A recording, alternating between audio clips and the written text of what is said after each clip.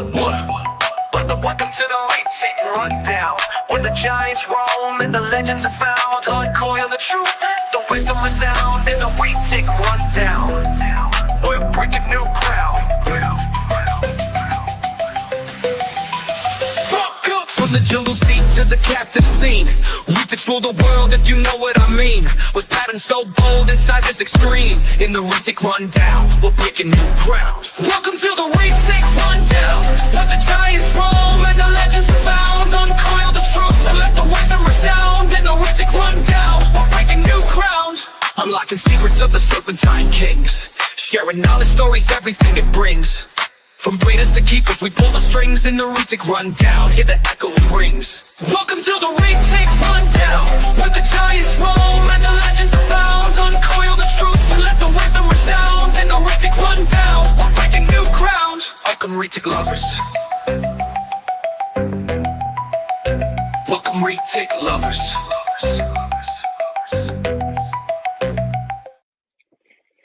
What's up, everybody? Welcome back to the Retic Rundown, episode 17. Should be episode 18, but as y'all know, I skipped the last 2 weeks ago because I got my weeks confused, running around a lot, getting to see my kids and everything, and just got my timing off. So I apologize to everyone that was looking for it. I appreciate everybody that reached out and asked. That meant a lot because it's like, okay, cool, people are watching. But so tonight, as you guys know, I'm going to do it a little bit different. We're going to take it back a little bit because it's going to be a one-on-one with Abby. You know, we changed up the format, but it's going to be a one-on-one with Abby because she's got stuff. I want to talk about maternal incubation. She just did her second clutch of maternal incubation and the success and one of her other pets. I won't get on into it, let her tell you, but I'm excited for it. I'm trying to think what else has been going on. I want to shout out to Mike's Monitors. If y'all know, some of y'all have got my sticker. I don't know where it's all the way down here, but I've got a dumpster fire sticker, and I gave one to Mike's Monitors at Tinley, and everybody loves Uncle Mike. And the other day he sends me my own emotional support dumpster fire. So shout out to Mike for being awesome. Him and Karen, love those guys. And yeah, emotional support dumpster fire is great for me. Excuse me. Oh, I got an indigestion. All right. So who all we got in the chat? Justin's here. What's up, buddy? Jay Lunsford, what's happening? Celeste, how you doing? Daniel Barros, guys. Jason Philp, what's up? Adam from Goolsby Serpents, guys, you should go see his Retics. I know he's still got a few around. All right, what's going on, everybody? So before we get into it, a quick reminder: the rocket ship reminds you to support USARK and USARK Florida, guys. That's who helps us make sure we're getting everything done and stuff with lobbying for us. And Phil Goss does a great job. So reminder for that is right here, the entire show. Go support USARK and USARK Florida. And then a big thanks to the man behind the scenes, Mike Johnson from Herp Collectors Network. And thanks for appreciate everything that you do, brother. You are awesome, man. So without further ado, let's introduce the curly hair keeper, my good friend, Abby. What's up? Hey, how's it going? Oh, pretty good. Just got done with work and been shoveling food behind the scenes with y'all, and so I didn't have the munchies the whole episode because I'm like sitting here and I was like, oh, it smells so good. All right, I'm gonna share it with you guys. Look at this. Like, this is why I was like, that's homemade chicken Alfredo. It's delicious. It's got mushrooms and yeah, so I won't eat it in front of you guys, but anyway, so what's going on? Oh, everything. Everything. Yeah, I mean, grad school, work, and then had our second MI clutch last week. Yeah. 19th. Last week. I know. I was literally over the day before, and then they put the day after. I was like, man. But that's cool. That's cool. How's grad school going? It's good. I think we're at that point. I'm not sure anymore. we're just until we're done. I know. One of these days, I'm gonna start it back up. I got to. I'm halfway through my master's. For those of y'all that don't know, I'm halfway through my master's in human resources and organization management. And if anybody knows me, they also ask, why am I getting a master's in human resources? Because that is not where I belong, and it is because that's where I don't belong. I need to know what the hell to do or not do. You need to be a resourced human. Yeah, exactly. How you're doing it. And ain't nobody better to police you than you. That is so spot on. And I'm not always the best at it. So I was like, man, all right, if I study this, then I'm really gonna have a hard time screwing it up. But anyway, all right. Well, for anyone, and I think everybody in the chat knows you, but where can they find you? Your website, give your shameless plug. The curly haired keeper on all of the things. Instagram, YouTube, which I've been super lax on lately because stuff. TikTok, which I'm also rarely on. Website, thecurlyhairedkeeper.com.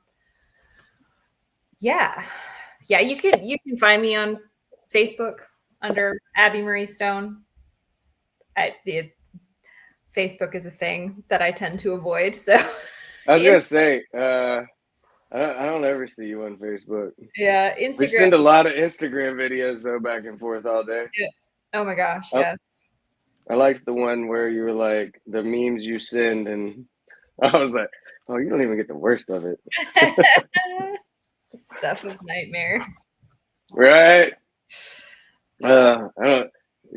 Jason Phillips, he goes, I don't think HR compliant Joe would be as fun. No. I'm always good for a laugh, even if it's not the best timing. But anyway, all right, cool. Well, let's talk about maternal incubation. Yeah. All right, because this is a really cool thing. So this is your second maternal incubation clutch. Mm-hmm. Last year you did Stella. Yep. And it was all like real trial and error, talk to people, but and then this year, I think, do you feel like you were a little more prepared?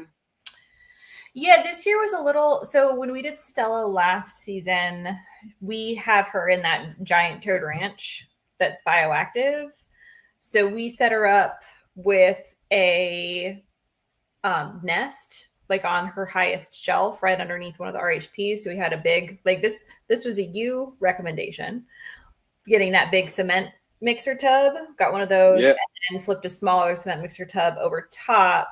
And then the nest just had spag with some charcoal mixed in, like moist spag, charcoal, and then some springtails. And sure enough, like she went up into the nest to lay, which was perfect. And just that's where she did her thing.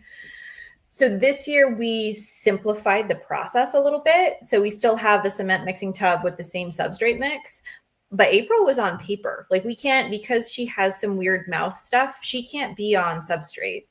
She has to be on paper.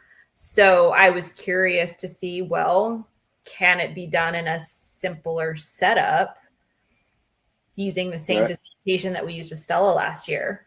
So it was still a little bit of a, April was a finicky girl. She wasn't as tolerant while she was on her eggs. And I'm very like, I don't want to cause my mama's stress if they're doing MI. So I was very, very hands off with her.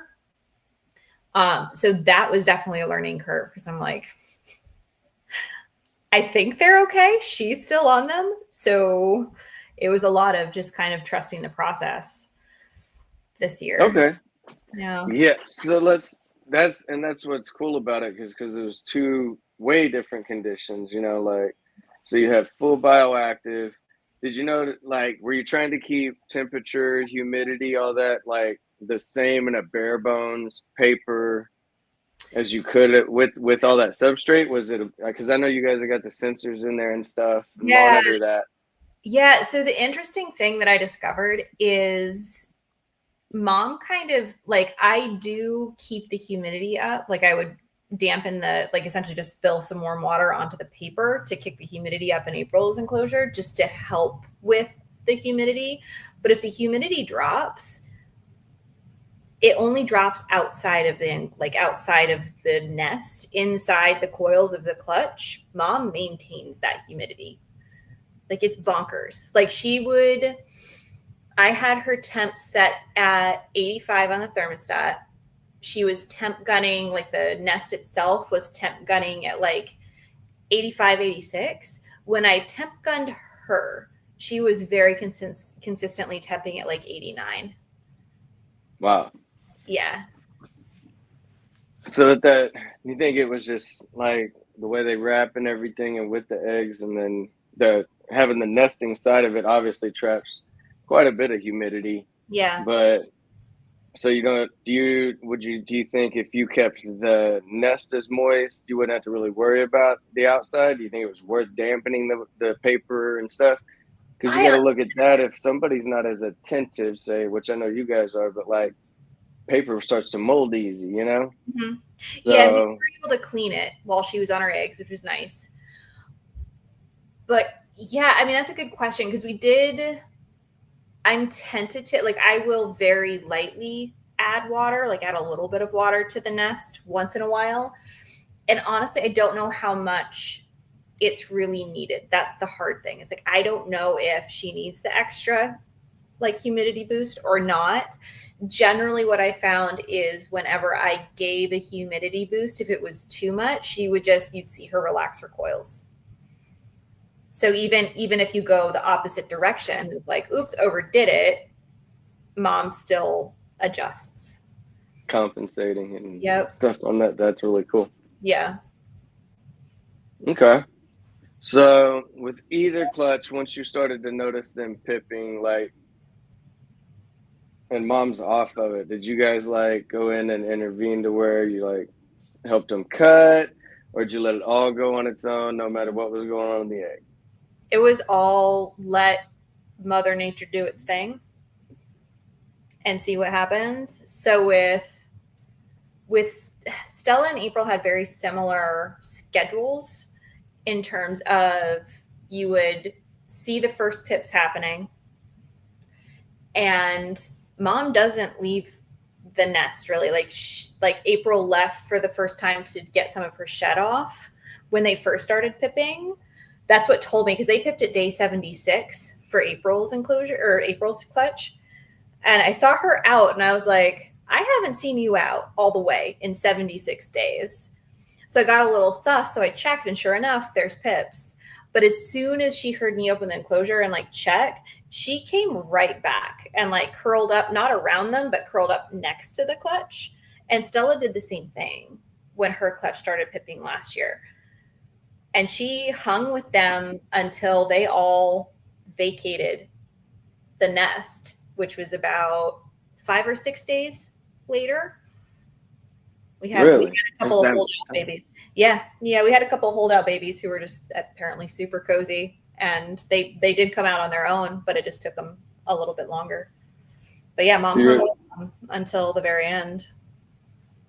So that kind of behavior, I mean, that's kind of goes against everything that we kind of think about when it comes to reptiles initially, or have been told, you know, that there's like no maternal instinct there. But I think that, you know, with both of them showing that behavior, and then of course, you know, you bring the knowledge of other people that have maternally incubated, and we'll touch on that later. Yeah.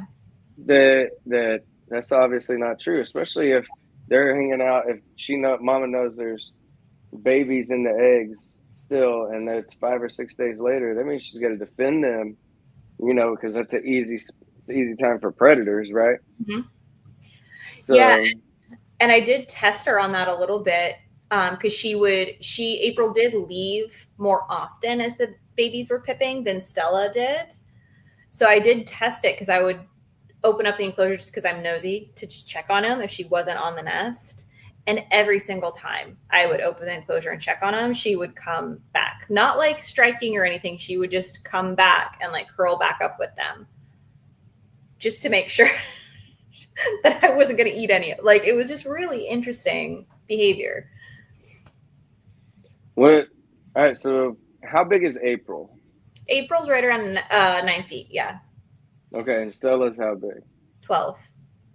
So did you notice a difference in egg size? No. So I was curious No? about that. So I don't know if you saw my Instagram story the other day. I took a picture because we saved Stella's eggs from last year and compared it to one of April's eggs. And they are legit like the exact same size. Like you couldn't, like there's no way. Differentiate. Yeah. Like I wouldn't be able to tell whose was whose. Yeah. I mean, I mean, even girth wise, like, you know, Stella's got some, Yeah. she's a thick girl, right? And April's not. She's like literally a 20-ounce Coke bottle. Yeah. When she's like healthy and thin, yeah. you know, and Stella's a solid 2 liter, you know, she's a big girl. Yeah. So that's funny that like you see that and it's like there's not a huge difference in egg size. And they were, you know, they all had that oval, that kind of like slightly oval shape, which I think is supposed to be the right shape for an egg, right? Like side note, because this is how one-on-ones go with me, is that I've seen egg sizes where they came out like round, like almost like a ball, but that was generally from a snake that was like overly fed. And then I've seen females lay when they've laid very long, like skinny eggs, right? And that's where I'm looking at it, and I think that then becomes a gauge. Like if the eggs are not that solid, kind of like slight oval size, right? Like or shape. If they're much thinner and longer, I think it's a definite sign that your female is not the size she needs to be. She's either been stunted or you need to feed her more. So that's just a little observation I've made over the time of clutches and stuff. So it's cool to know that they're about the same size, though, out of those two females, you know?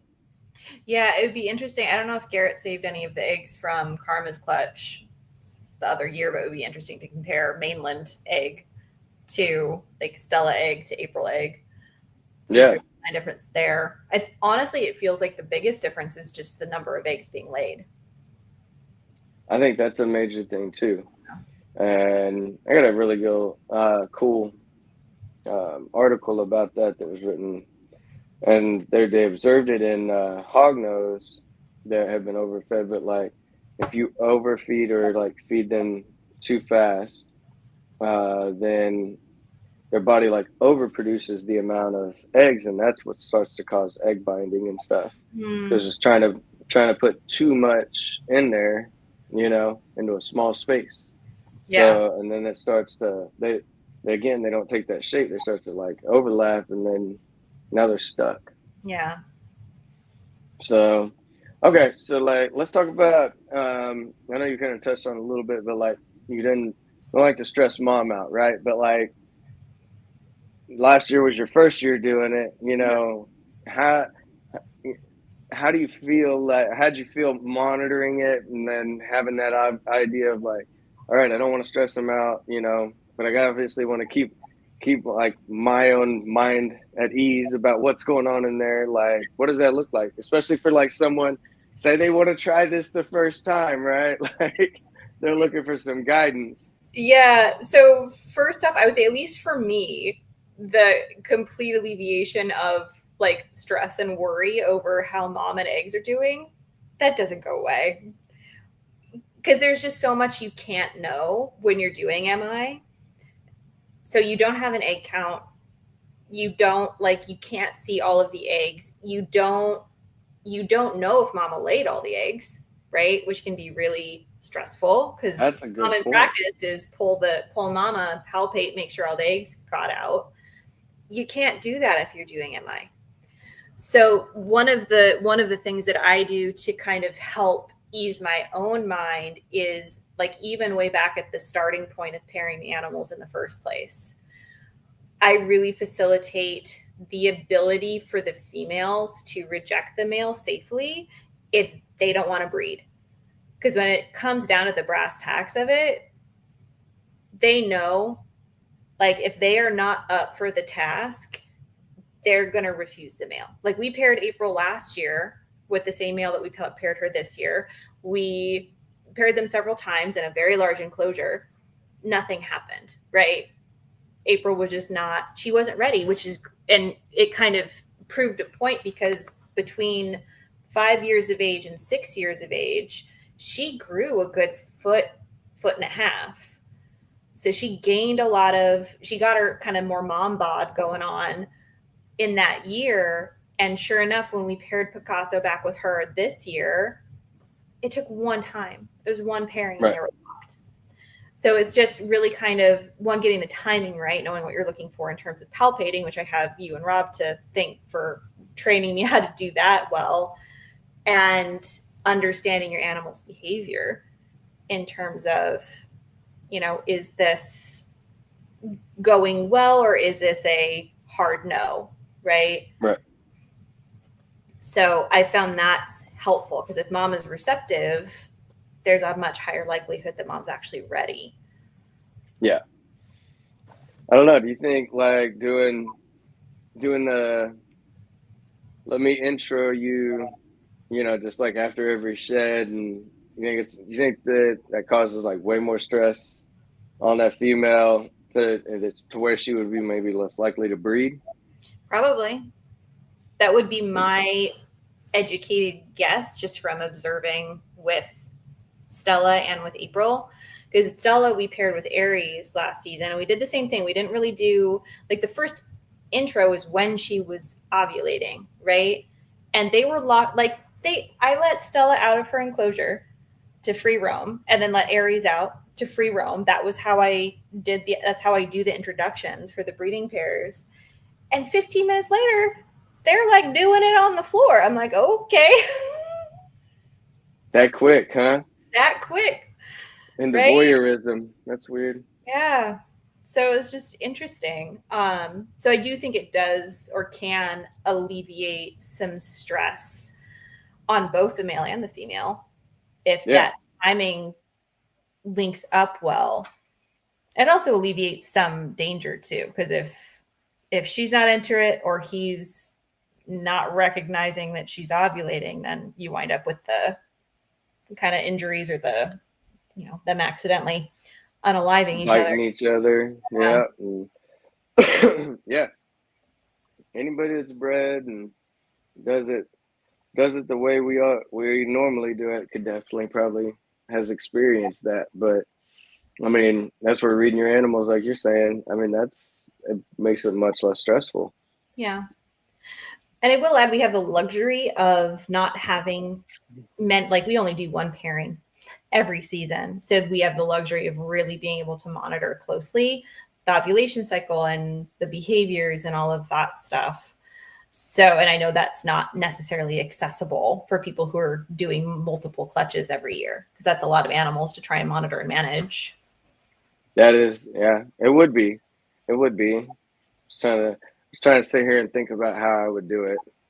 Biggest key is just putting data down, but that's also probably one of the things I'm the worst at. It's like, all right, I'm going to go back and write this date 59 times on a piece of tape, like I'm like, ugh. But then again, I'm not great on the doing it digitally. I've tried that way too. I gotta find a system that works. So, all right. So in your experience so far, and you can chime in on other people that you've talked with about MI, what they're saying. What's the biggest advantages of MI compared to us pulling the eggs? What do you think? Like, what do you see in difference in either number of eggs that make it versus not, attitude in the animals? I mean, you can take off with this one in all directions. So yeah, there's a lot of different, there's pros and cons to both options, right? If you're doing artificial MI, you have the benefit of really assessing mom's health, making sure all the eggs came out, getting an actual egg count, right? You can candle the eggs. There's a lot of stuff you can do if you pull mom and do the incubation artificially. And then you are also responsible for making sure those eggs in the incubator are at the temps and the humidities that they need to be. And even at that, with all the information we have from years in incubating, I'm curious after doing MI, I'm like, how much do we truly know and how much can we learn from mom? Because that's been my biggest pro of doing MI is like mom becomes the teacher, right?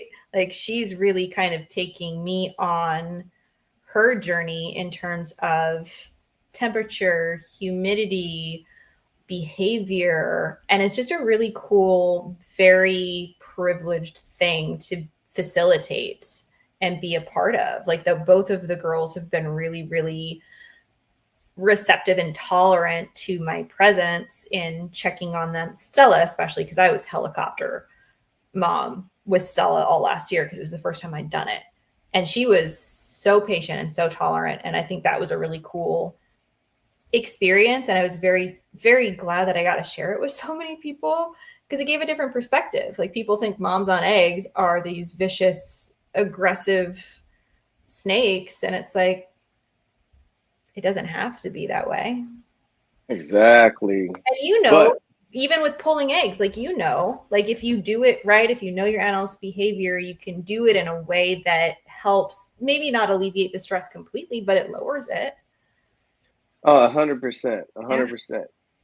I think it is a lot too in the way that, you raise your animals, the energy you have with them, it's like downstairs right now, I don't have one snake anymore down there. Now that Boca went back to the shop, they're like, if I was out of town, that I wouldn't trust you to be able to come to the house. And if you've seen like, oh man, the water's messed up or whatever, telling you like, hey, you can reach in there, but I'm back to having all animals, short of Zero, the new one. Eric raised him, and so hey Eric, what's up, man? I renamed Casper Zero, by the way, brother. I just like, the Nightmare Before Christmas is tattooed down my arm, so he got a new name. But short of him, I don't have a single snake down there that I haven't raised, right?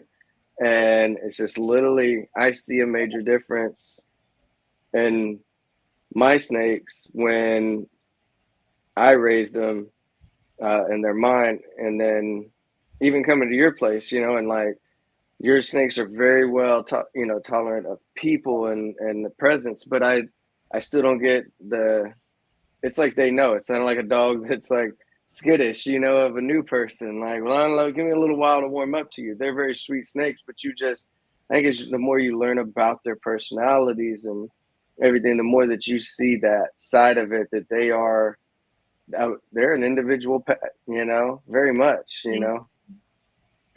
So, and I think that's really cool.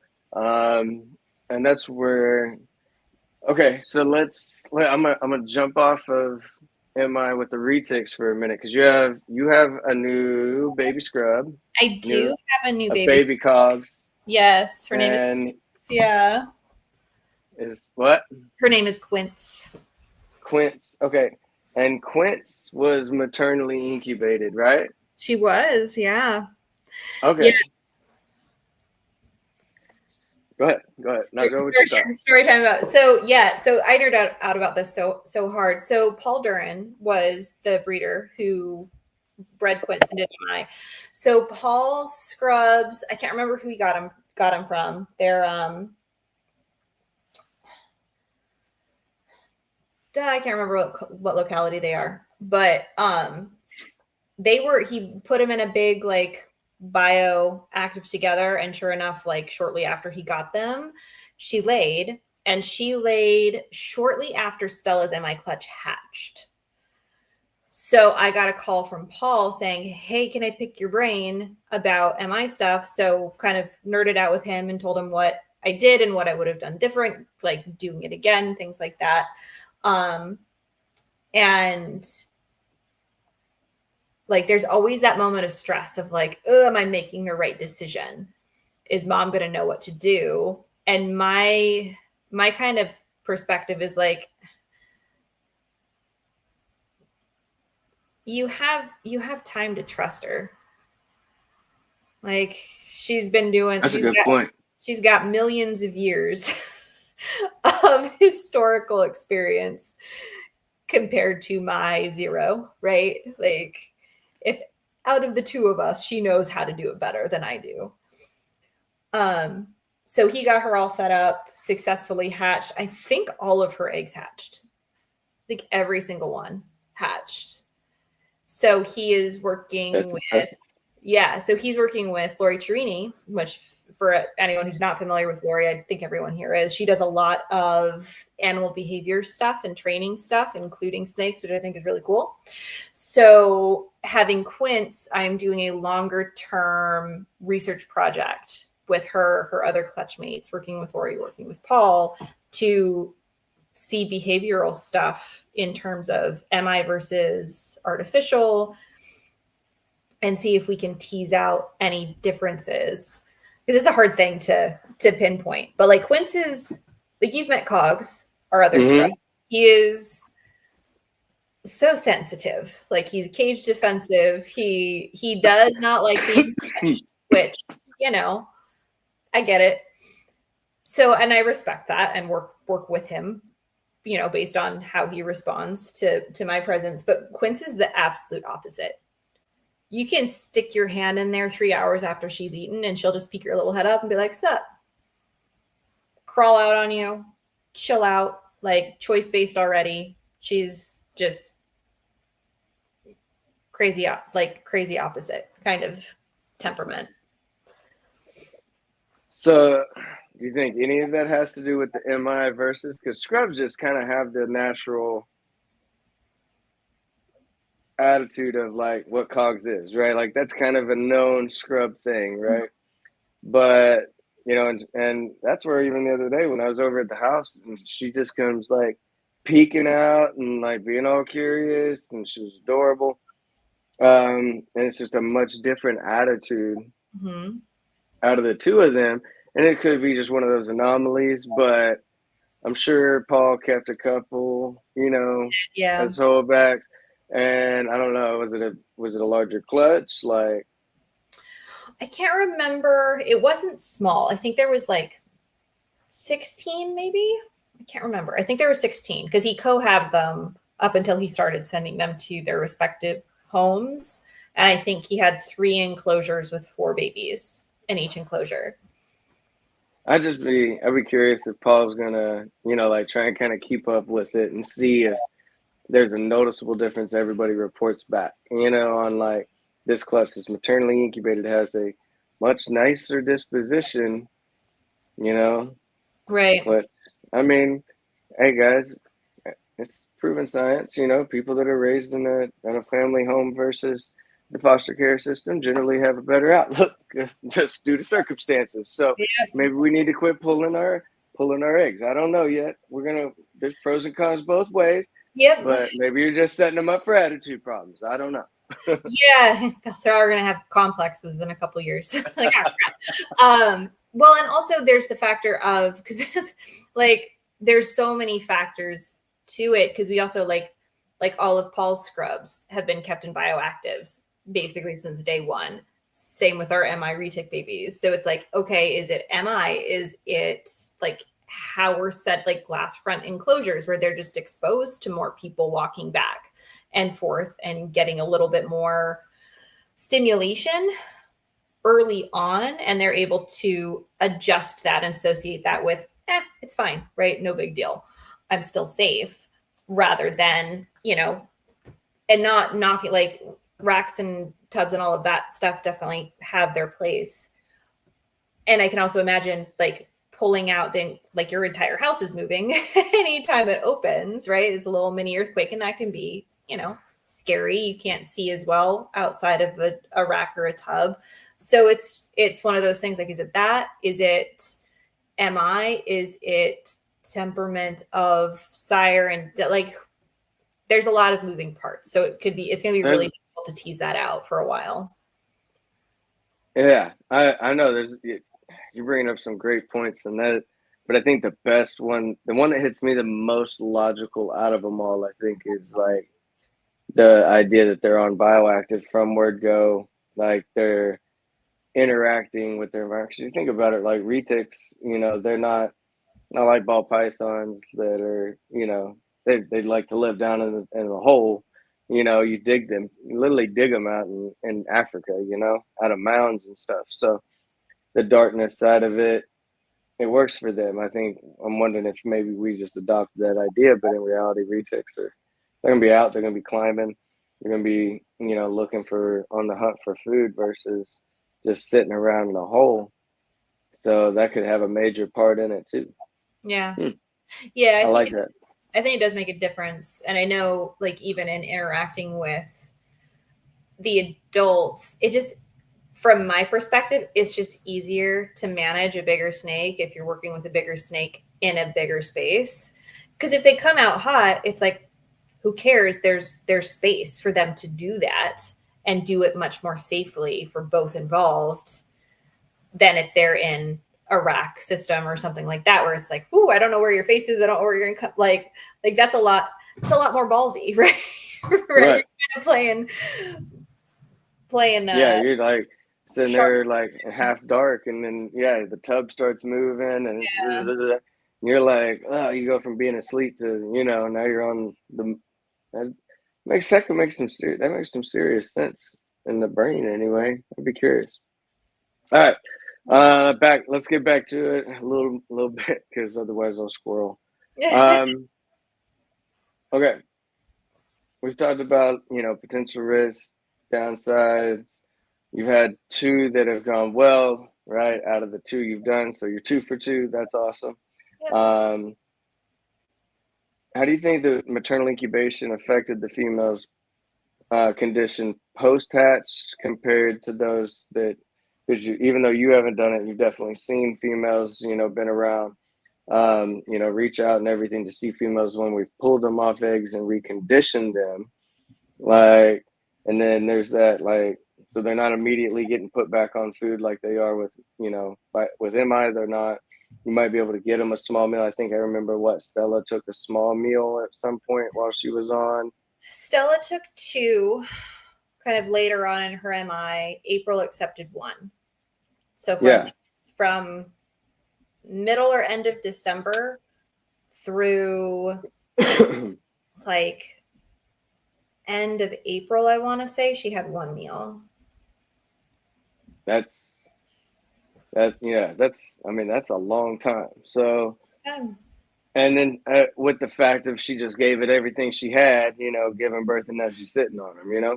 Yep. Versus like for the artificial, when we pull them, you know, we try and give them a day or 2, give them a small meal, give them a day or 2, get a small meal, and then get another big meal in them and get them back up to weight, you know? And then we tend to put them on a cycle saying, okay, they're going to do this about every year. Mm-hmm. But I don't think that cycle's feasible. Now, the idea of that cycle is feasible if you're MIN, which means that in reality, it's not a cycle. It's not it's not like it, you know, I think and I'm not even sure 100% that like it's only once a year that they ovulate, you know? I think that we've just got them conditioned for that.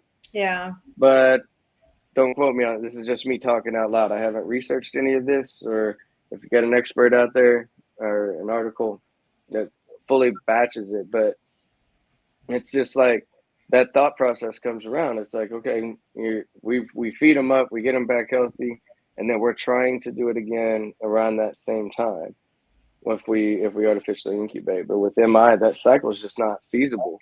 It's not. So have you noticed, has Stella, I know you say you only do 1 pairing a year, so did you notice that Stella ovulated since her hatch? Not yet. Or not at all? She didn't. It's been how long? Last season. So she laid her clutch pip last May, on May 11th. So she didn't cycle this past. So when we paired her the first time in 23, she ovulated right around Thanksgiving, right? So she did ovulate at the same time this past year. It does take the MI mamas a little bit longer to get the weight back on because they lose more weight. Like Stella got on her eggs she went right before she laid. When she was full of eggs, she was 40 pounds. when she came off her clutch, like May, it wound up being closer to May 20th, something like that. When we got to weigh her again and we pulled her off, the eggs soaked her, or pulled her off the nest. The eggs were all hatched. All the babies had left. Soaked her. She weighed 17 pounds. Wow. She lost half. That's a major drop, like 53% body weight. Wow. Yeah, so, it was a lot. So Mama's put in a lot of time, a lot of effort, a lot of energy to MI, which there's pros to that because it can be seen as a enriching behavior, because that is a behavior that they want to do. Like moms don't, like, I've never seen a mom willingly just be like, cool, we're coming off our eggs now, you all can take care of it, right? They instinctively want to lay on them, which is great. Right. And it's hard on them. It's a long, stressful process for them, even if they're not like stressed by stimulation and like somebody bugging them all the time. It's still physically stressful because it takes a lot of energy on their bodies. That's a major drop. What about April? Do you know like what her weights are? I don't. I haven't weighed her yet. She's got some mouth swelling. She has that scar tissue in her mouth, and that she skipped 2 sheds while she was on her eggs. Stella did the same thing, where they will go into shed and then they will shed, but they won't actually leave the nest to shed. Right. So they truly look horrible when they come off the eggs. It's like, oh my gosh, will you please start pipping eggs so mom can leave to change clothes because she looks awful. So I think that caused a little bit more irritation in April's mouth. So I've been kind of just letting her chill. We're going to take her to the vet next Friday just to get her thoroughly checked out, make sure everything's good. She did take a meal. She's, seems totally fine. Otherwise, her mouth is just it's like crap, I feel right. But yeah, it's a lot of, again, we're back to those pros and cons, right? Like Stella didn't ovulate this past season, which was great because we did not want to pair her. April ovulated way later last season. I want to say she ovulated like sometime in like March or April. And then thank goodness I just got in the habit of palpating because she ovulated in November. Wow.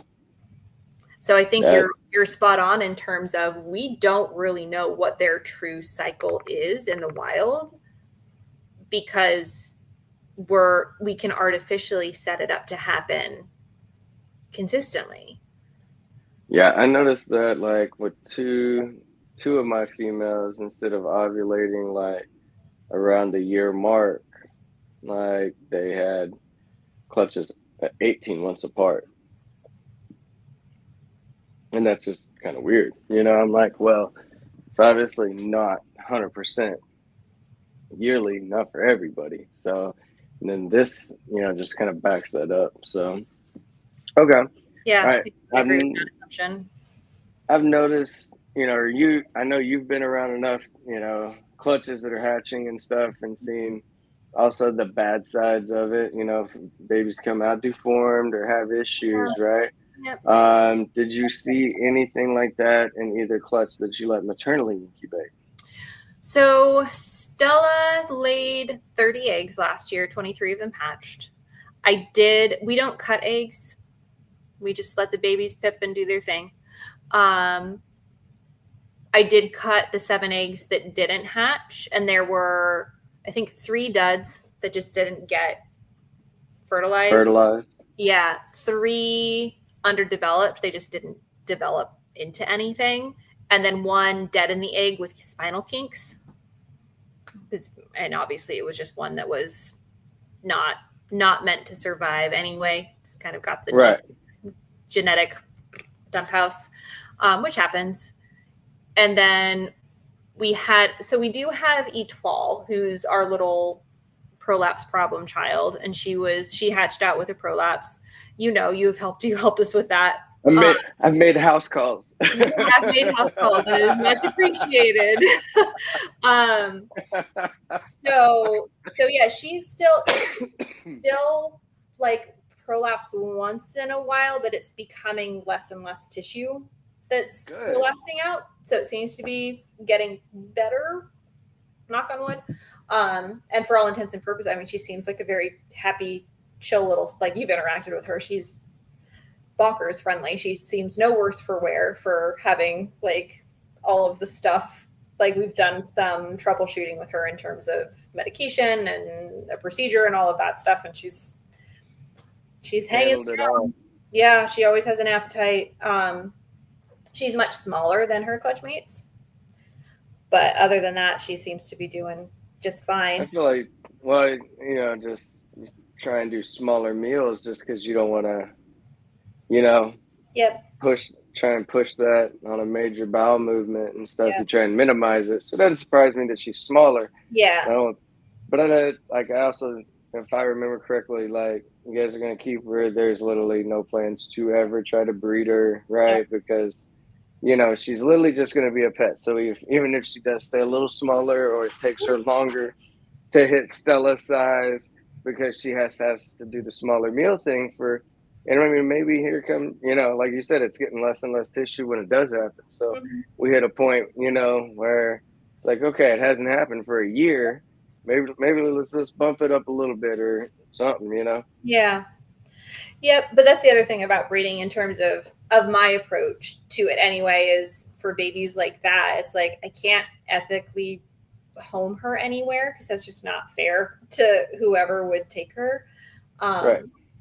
And like, as long as she's showing signs of being chill, happy little snake, then cool. Like, we'll just keep on keeping on.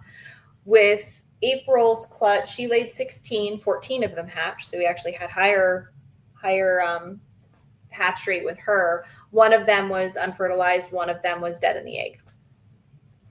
So, yeah. Any like spinal kinks or anything like that? No. I mean, they're still all in their egg skin. So I didn't do a super, super thorough like check over when I was moving them into their little nursery spots.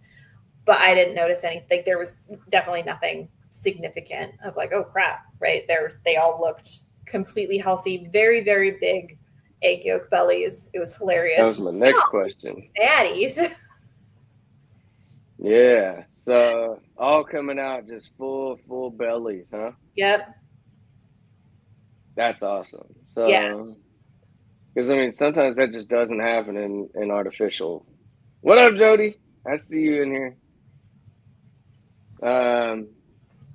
Where's the borscht? He knows what I'm talking about. Okay, I was gonna say, is that a you and Jody thing? I don't know what you're talking about. He told you about it too the other day. He's like gonna come in like, what's the most weird food I could pronounce? You know, like come in. Right, that's right. I thought you said Porsche, like the car. Oh, no, like, borscht. Isn't that what he said it was? Borscht, or am I right? Did I pronounce it wrong? I have no idea. I love that every time I say it, I feel like I have to present the plate. I just notice myself in the camera. I'm presenting the plate every time. Whoops. All right. So that's awesome, though. I mean, so like I know artificial incubation. You know, we see it where like eggs go bad, and you wonder like, what could I have done better, right? Like, what are my temps off? You know, like we'll sprinkle talcum powder on them, and you know, anything to try and make it, you know, last. And it's like, are we really doing that any better? I don't know. I think odds wise, I don't know if with the amount, if you had a breeder that was doing several pairings, trying to monitor mom, you know, through that whole process versus, you know, what that would look like time wise versus a loss in eggs, like, versus artificial incubation and the loss of eggs we see there, that would be a interesting comparison in numbers, right? For someone who could like do it. It's a long-term project, but man, I would wonder how that would vary. So I don't know. Well, this is one of the things that I love about you and the way that you keep in these beautiful toad ranch enclosures. And I always recommend, everybody to go check you out. And I brag on the fact that I get to see you and Jody all the time. We go hang out. So it's fun for me, but it's the way that you keep snakes, right? Mhm. And you're seeing a lot more of that as the standard now, like, so with this uptick in the way that we're keeping, more people are keeping snakes and stuff like this, and workshop Reptarium, Mhm. he's got Josh. huge Tamara, giant enclosures for them. Yeah. I've been there, got to go to his office. I mean, the enclosures are amazing that Josh does. um Spencer Vance keeps some very big naturalistic enclosures and Yeah. stuff. And then we're just seeing more of an uptick in that, in the hobby itself, and the demand from people that you keep them in a better condition. Do you think that we're going to see an uptick with that in maternal incubation? I hope so, man. I think that would be amazing. Like, I know of some people who do like scrub MI, like Riley just mentioned, like he's done maternal incubation with some of his carpets. Like there's other people doing MI and have been doing, like, I am not the first one by any means, right? I'm also not an expert. I've done 2 clutches. They both worked because, and I think they worked because I just left mom to do the thing. It had nothing to do with me. But yeah, I think the more people that get exposed to, one, the success rate of maternal incubation and moms bouncing back from doing that, because it is a lot on mom, and the different ways that MI is actually accessible. Because I think a lot of people are like, I don't have a 12-foot long bioactive enclosure with different shells. Like, how? There's no way.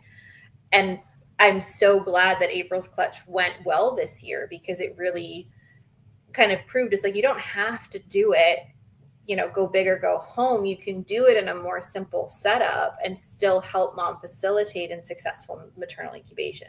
It doesn't have to be crazy. It was literally a cement tub, an extra large VE hide on top because April's tiny, and some sphagnum, charcoal, and springtails.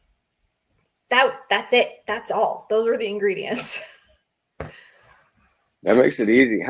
Okay, so you bring up charcoal and springtails, like, what is the purpose there, like, and how important do you think it is that that's in that mix while she's sitting on those eggs and everything? Like, what do you think the level of importance of that is? I think it's pretty important. The humidity, I wasn't able to do this with April, but I was able to sneak our humidity and temp gauge into Stella's clutch last year for a couple weeks, and she kept the humidity at 100. Like, the temps fluctuated a little bit from 87 to, I think, 91. Like, she kind of fluctuated those, but the humidity was like Always 100%. 99.9, right? Like, it was just 100% the entire time. So what the charcoal does is it helps provide an aerated space for the springtails to like breed and live on. Mm-hmm. And the springtails themselves help mitigate any mold that would show up, right? Because it's one of those things. So, okay, this might have been a stupid thing to do, but there's a lot of, I've heard a lot of hype around, you can't get anything on the eggs, water, blood, like, don't get the eggs wet at all. Like, it'll destroy them. Right. Both of my girls got freaking shed all over the eggs, right? April dragged her feeder that I fed her over the eggs and got blood all over them. They were fine. Nothing happened. I mean, yeah. And I mean, the ones on bottom, they got dirt all over them, and yeah. And even with the springtails, you'll sometimes see a little, like, one of Stella's eggs got a little moldy. April's eggs, I didn't see There was a couple little like spots, but you just leave it. You let it do its thing. And if they're healthy eggs, it's not going to matter. Yeah, I've noticed that too in artificial incubation. A lot of people will be quick to like, oh, I got to pull this egg off of the healthy egg, you know, if it starts to mold or whatever. Then there's sometimes where like they've been so stuck you can't do it, you know, and you're just like, all right, well, let it go. And it actually never, yeah, like Riley just said right there, healthy, fertile eggs don't go bad. Like if an egg goes bad, I mean, I think if they're separated, throw it away, right? Like if you can get to it, and then why you can't, but like with artificial, I just don't want it in there because it freaking stinks, right? Like, but you know, if it's attached to another egg, I'm not worried about it because the healthy egg is going to be fine. Yeah. I've seen that for sure. So yeah, that's the other interesting thing about the MI, at least the way that I had them set up. Even the moldy egg, nothing smelled. Like it didn't smell. It's crazy. But if you think about like out in nature, they're not going to be clean. Right. They're going to get crap. Like, you know, mom's going to do whatever she needs. Rained on and dirt and dust storms. Yeah. Like, yeah. Yeah. No, I think like you don't want. It's not going to leave the nest if an egg goes bad, right? It's just going to hang out until everything's done. No, I think that's one of those things. Like, obviously, you wouldn't want water just sitting there dripping on them nonstop. But like, I just don't think that a little bit here and there. If an egg's gonna go bad, it's gonna go bad. You're just seeing that more, you know, on both sides. Yeah. So, all right. Well, what would be if someone was gonna come to you and be like, I want to first time maternally incubate? What would be your top 3 things you would tell them to do first and foremost? Make sure mom trusts you. That's a big one for me personally, just because of how I monitor. It just makes monitoring mom a lot easier, and it's less stressful on mom if you have that trust that's developed in that relationship. It's like April didn't want me around, but she never struck. Stella never struck. They were very just like, oh, it's you. Like April will buck a little bit and then you walk away, she's fine. So that helps mitigate the stress. Make sure mom is ready and receptive and healthy. So healthy weight. We fed April, like we fed her because we knew like maternal incubation was the goal. That's like, all right, let's make sure you have what you need to maternally incubate. She never got fat, but she was a nice healthy weight when she laid. So she actually looks, and she's a smaller snake anyway. So she's less drastically smaller than Stella was when she came off the clutch. And trust the process.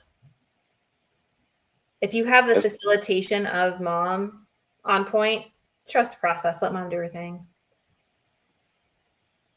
There you go. I think the number one is the big one though. Like, because especially guys, if you're going to do mainlands, like bigger mainlands, I mean, like Stella's no slouch. She's true 12 feet, right? Like, but when you have that trust, you know, because then don't you have a video where like while she was on eggs, she drank water from a cup in your hand? Yeah, that was like a routine we started. It was like every 48 hours, I would offer her water and she'd come out and drink and then curl back up around her eggs. Yeah, I mean, that's the level of trust right there. Yeah. And I think that's awesome. You know, it's not the Jay Brewer line of work, you know, to stress them out, right? Yeah. And sensationalize. There's nothing fun about that. But if you have that much trust between you and your animal, the fact that you can literally reach your hand in there, like you were saying earlier, you know, like, and have her literally drink water out of your hand while on eggs, like, tells you the level of intelligence these animals have. Yeah. You have to work with them as if they are intelligent, you know? So yeah, let them take the lead. Because like I would offer April water once in a while. She never took water and I didn't push the point. So it's like, you're not it's again goes. It's another reflection of they do have different personalities. Stella on eggs, very different than April on eggs. It could be because it was April's first time on eggs, but it was also Stella's first time doing MI. So I don't know. Right. Yeah. Major difference.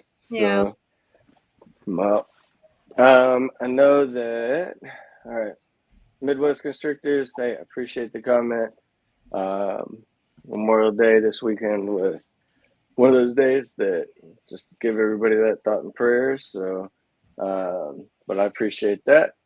And Abby, I fully appreciate you coming on, talk about the process. I love it. Always love it when you're on. And so does everybody else. Does anybody in the chat got any questions for Abby that we didn't already address? 3 new hatchling bracks. Riley's got 100 babies coming. That's awesome, bro. Damn. Nice.